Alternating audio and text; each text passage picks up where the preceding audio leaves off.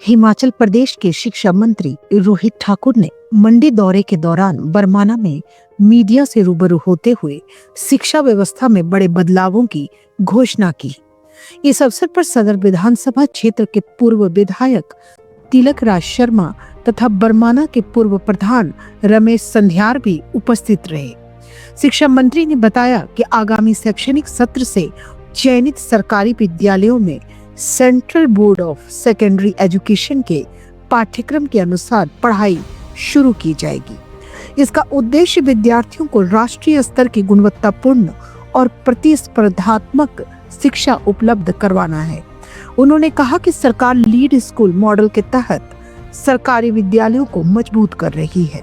ताकि सरकारी स्कूलों के छात्र भी निजी स्कूलों के समान आधुनिक सुविधाएं और बेहतर शैक्षणिक वातावरण प्राप्त कर सके। मंत्री ने जानकारी दी कि जिला बिलासपुर और कुमारवी में संचालित राजकीय वरिष्ठ माध्यमिक विद्यालयों बालक और बालिका का विलय कर सह शिक्षा संस्थान बनाया जा रहा है। अब ये विद्यालय संयुक्त रूप से एक ही परिसर में संचालित होंगे। 2022 के उपरांत जब हिमाचल प्रदेश की जनता जनार्दन के आशीर्वाद से कांग्रेस पार्टी की सरकार बनी, डे 1 से लेके हमारा हिमाचल का जो शिक्षा विभाग है उसमें सुधार आए। उसमें मैं समझता हूँ जो रचनात्मक रिफॉर्म्स लाए जा सकते उस ओर काम कार्य किया गया है और बहुत से ऐसे निर्णय किए गए जो मैं समझता हूँ एक तरह से कह सकते कि कठोर निर्णय थे, जिसके लिए एक मजबूत इच्छा शक्ति की आवश्यकता थी, एक मजबूत पॉलिटिकल विल की आवश्यकता थी। लेकिन हमने डिपार्टमेंट के हित में और बच्चों के हित में बहुत से निर्णय लिए, चाहे डायरेक्टरेट्स को कंसोलिडेट करने की बात हो, एकीकृत करने की बात हो। आप जानते हैं कि पहले एलिमेंट्री एजुकेशन का 8वीं तक का अलग डायरेक्टरेट था और उससे ऊपर 12th तक का आपका अलग डायरेक्टरेट था और वर्तमान में आज का प्री प्राइमरी से लेकर आपके क्लास 12th तक एक डायरेक्टरेट बन चुका है, ताकि मैं समझता हूँ एक अच्छा समन्वय डिपार्टमेंट के अंदर हो और धरातल पे सही दिशा निर्देश हमारे डायरेक्टरेट के जाए, कोई कन्फ्यूजन ना हो, कोई मैं समझता हूँ इस तरह का विरोधाभास ना हो। इस सोच के साथ डायरेक्टरेट को क्लब किया गया। इसी तरह से जो हजारों की संख्या में मैं समझता हूँ हमारे पद रिक्त थे, हालांकि भी एक फैक्ट ऑफ द मैटर है,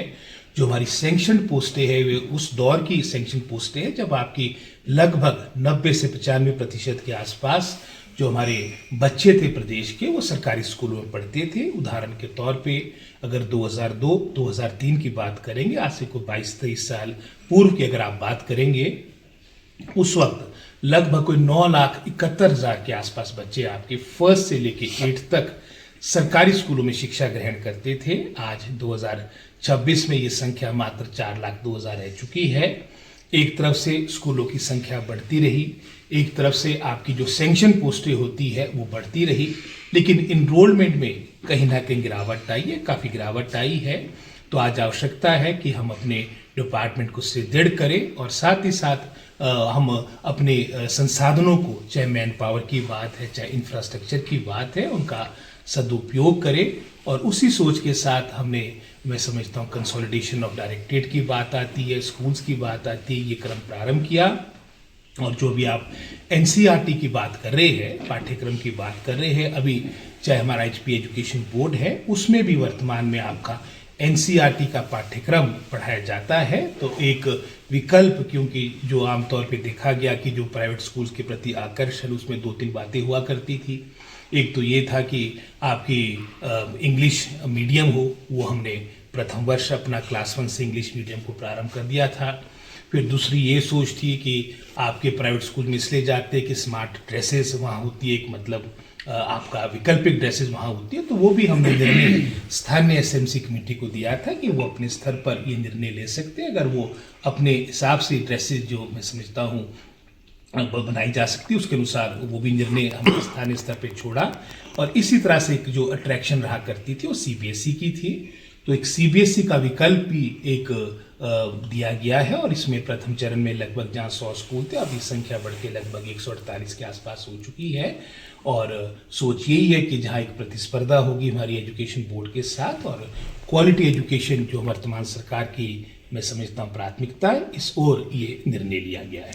अच्छा सर, इस जिला बिलासपुर के शहर के 2 स्कूल बिलासपुर और घुमारवी को ऐड किया गया है सर, इसके पीछे क्या उद्देश्य रहा? तो उद्देश्य तो मैंने आपको बता ही दिया कि क्वालिटी एजुकेशन, जैसे मैंने कहा कि एक अट्रैक्शन जो सीबीएसई के लिए हुआ करती थी, हालांकि लगभग बाय एंड लार्ज जो पाठ्यक्रम है, सिलेबस है, वो सीबीएसई का भी, चाहे एचपी बोस यानी HP Himachal Pradesh board of school education का एक तरह का ही है, वो फॉलो सभी एनसीईआरटी को करते हैं, लेकिन एक विकल्प के रूप में, एक हेल्दी कंपटीशन के रूप में हमने, जहां पूरे हिमाचल प्रदेश में 1988 के आसपास आपके सीनियर सेकेंडरी स्कूल्स है, वरिष्ठ माध्यमिक पाठशाला है, उसमें 148 स्कूलों में हमने प्रथम चरण में सीबीएसई को प्रारंभ किया है, और लगभग ये कह सकते हैं कि 1800 के आसपास जो बाकी स्कूल है वो एचपी एजुकेशन बोर्ड के अधीन रहेंगे। अच्छा सर, इसमें फीस स्ट्रक्चर में भी कुछ बदलाव होगा? बाकी इससे संबंधित मैं समझता हूँ जो एसओपी है वो, क्योंकि अभी प्रारंभिक दौर है, जैसे भी मर्जर की आपने बात की, ये शीघ्र आपके सामने होंगे, और अगला जो आपका एकेडमिक सेशन जो अप्रैल से प्रारंभ होगा, ये मैं समझता हूँ जो 148 है वो सीबीएसई मैं समझता हूँ नॉर्म्स को प्रारंभ करेंगे, शुरू करेंगे। सर, बिलासपुर जिला में कितने स्कूलों को सीबीएसई से एफिलिएट किया गया? लगभग 6-7 के आसपास इसकी संख्या बनती है, और जिसमें पंचगाई की भी आप बात करें थे तो हाल में वो भी किया गया है, और चरणबद्ध तरीके से जहाँ जिस तरह से मैं समझता हूँ वहाँ पर आवश्यकता होगी, लोगों की मांग होगी, उसके अनुसार किया जाएगा, लेकिन प्रथम चरण में काफ़ी बड़ी संख्या 148 है, इसके परिणाम ठीक आए और हमें ऐसी आशा है। सर, आगे की कोई नई योजना? तो नई योजना यही है कि आज का, जैसे मैंने कहा कि कंसोलिडेशन का समय है, और हिमाचल प्रदेश में जहाँ कई तरह की वित्तीय समस्याएं से भी हमारा प्रदेश मैं समझता हूँ का सामना कर रहा है, तो आज आवश्यकता है, चाहे हमारा शिक्षा विभाग है, चाहे स्वास्थ्य विभाग है, कि हम अपने संसाधनों का सदुपयोग करें, और चाहे वो इंफ्रास्ट्रक्चर की बात आती है, चाहे उसमें मैन पावर की बात आती है। हालांकि ये भी एक सच्चाई कि सर्वाधिक पूरे हिंदुस्तान में जो आपके एम्प्लॉयज़ का रेशियो है वो हिमाचल प्रदेश में है, जो सरकारी क्षेत्र में है, लेकिन आवश्यकता ये कि जहाँ पर विशेषकर जो हमारे फार फ्लंग एरियाज़ है, दूर दराज के क्षेत्र है, जहाँ पर एम्प्लॉयज़ का अभाव रहता है, चाहे वो एजुकेशन डिपार्टमेंट है, हेल्थ डिपार्टमेंट है, हम इस तरह से उन क्षेत्रों से जहाँ पर सरप्लस स्टाफ है उसका मैं समझता हूँ वहाँ पर समायोजन करें, ताकि वहाँ पर भी आपकी हर दृष्टिकोण से जो हमारी मूलभूत आवश्यकताएं होती है वो बेहतर रूप से चले। माननीय मुख्यमंत्री सुखविंदर सिंह सुक्खू जी का धन्यवाद करते हैं, और साथ ही विशेष तौर पर शिक्षा मंत्री श्री रोहित ठाकुर जी, जो पिछले दिनों हमारे आग्रह पर पंचगाई में आए और उन्होंने 1 करोड़ रुपया परीक्षा भवन के लिए दिया, और साथ ही उस दिन हमने मांग की थी उनसे कि पंचगाई स्कूल को सीबीएसई कर दिया जाए, और हमें ये लग रहा था कि ये स्कूल जो है अगले सेशन तक होगा, लेकिन इसी सेशन में माननीय शिक्षा मंत्री जी ने दिया, तो इसके लिए हम पंचगाई के लोगों को बधाई देते हैं और माननीय मुख्यमंत्री जी का और शिक्षा मंत्री जी का धन्यवाद करते हैं।